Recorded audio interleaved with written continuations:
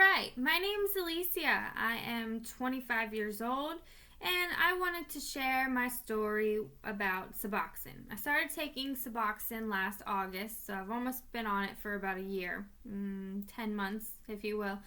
I first started taking Suboxone because I was hospitalized for getting an abscess in my left arm.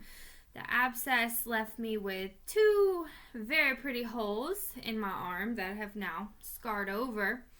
Anyways, when I was leaving, I had two holes because they couldn't close it because it was still draining. And obviously, being an opiate addict, my doctor did not want to give me any sort of pain meds to go home with, which I can't really blame him, but I decided that I needed something to help me. So I went to another doctor who could prescribe me Suboxone. I got on Suboxone. I was taking 8 milligrams a day, and it was no big deal. First day, I felt so much better. Oh my God, I could breathe, I could live. Things were manageable. So I continued taking Suboxone for a while. But I had this weird pain. Every day when I would wake up taking Suboxone, I had this weird pain. Just walking from my bedroom to my kitchen, which is from here to here, not very far, I would just be in so much pain every day. I still don't know what that's from. My doctor tried to say it's PAWS, post-acute withdrawal syndrome, which I'm sure a lot of addicts have heard of, which basically your body just makes you think that you don't have a drug anymore, but whatever. I don't know.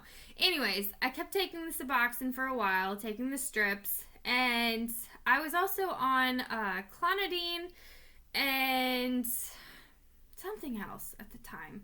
It was like an antihistamine drug.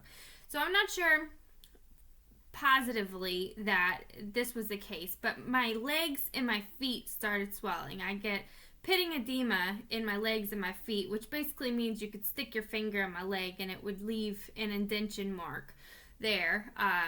So swelling, not good. Then my doctor switched me from the Suboxone to Subutex, which is the exact same thing, just with no naloxone, Narcan, whatever, the shit that blocks the opiates. I didn't have that anymore, but I was still getting the buprenorphine, or however you say it. So that worked for a while. Anytime that you're on Suboxone or Subutex or methadone or whatever you're on, your doctor's going to tell you when you think about stopping to consult with them. Talk to them about it because they want you to taper off.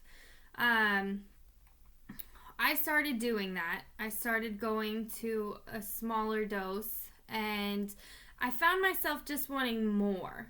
I didn't really get fucked up, if you will, but I didn't feel the same. I didn't feel the same way that I felt when I first started taking it, and I got kind of angry and upset about that.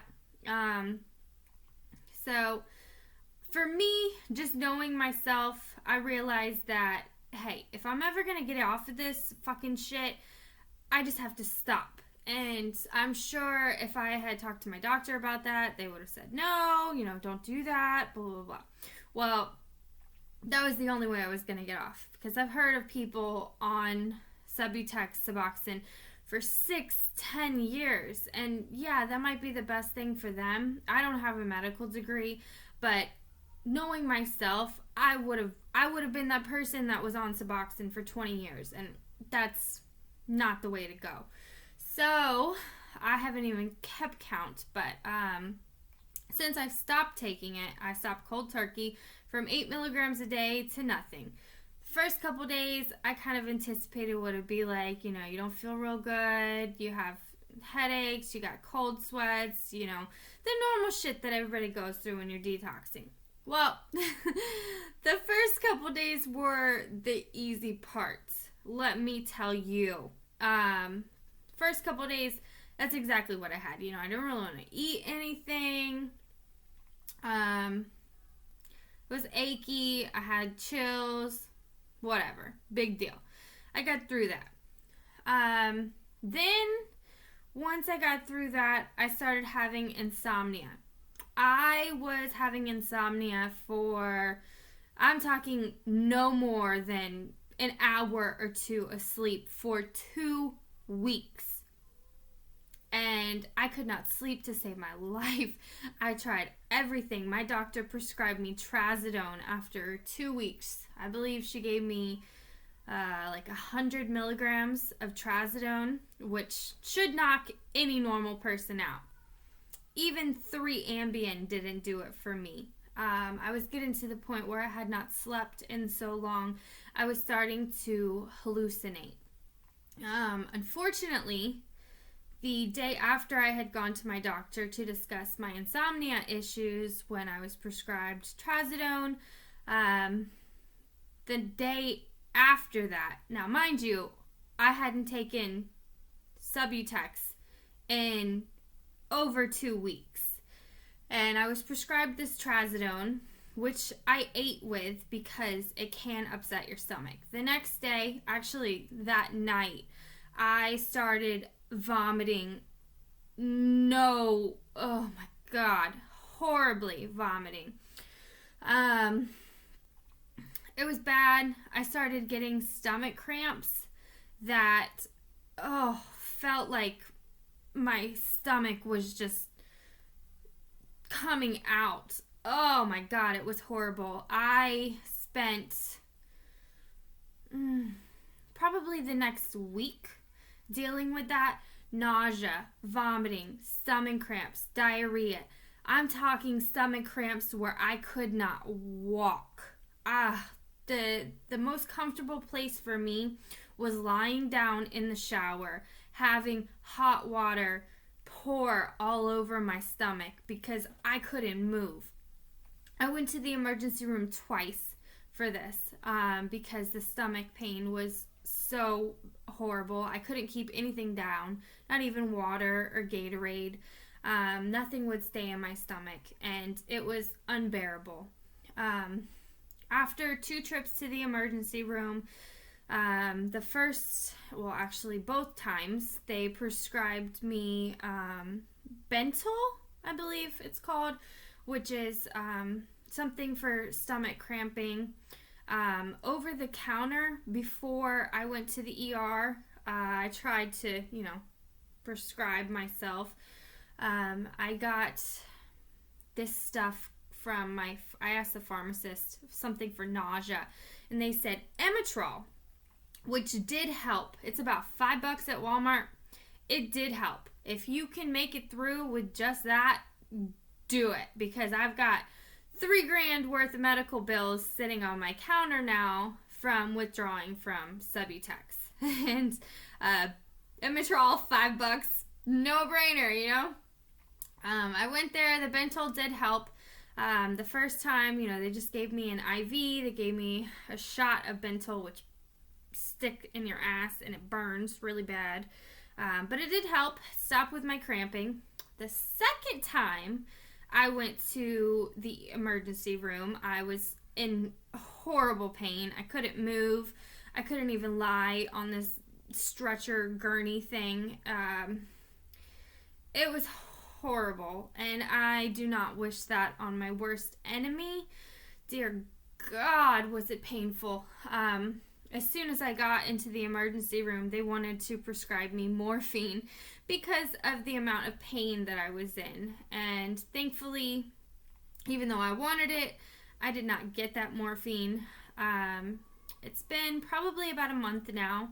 I'm finally sleeping, which in itself is a godsend.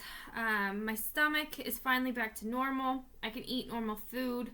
And God decided to throw me another curveball. My wisdom teeth are coming in. So this side of my face is swollen, and it's just lovely. No pain meds for that, of course. I went through fucking hell. It was hell. I'm not gonna lie. I've been through heroin withdrawal, and That shit ain't got nothing on Subutex/Suboxone withdrawal. I've been through it. And, oh man, nothing has been compared to this last time. Nothing at all. I would not wish it on anyone. But I think it was a sign, you know? You always tell yourself, I'm never going to go through that again. I've been through the worst of it. I can beat this. I can get through it. And then you end up right back in the same place. Keep going right back to the same thing. And this time, I think it was so horrible to finally make me, you know, never doing that again. But it gets better. It gets better, guys. I am free for anyone to talk to, anybody that's going through this shit, that wants to talk, that needs some help, whatever. I am here for you. I have an email set up. Of course, you can message me on Facebook, but I have an email set up, suboxonetalks@gmail, suboxonetalks@gmail.com. That's me. I'm here for you. Let's talk about it. You're not alone. Don't let the depression get to you, because it will if you don't talk to somebody. I'm here for you. Let's talk to me. Let's get through this shit. No more fucking up, people. We can do this.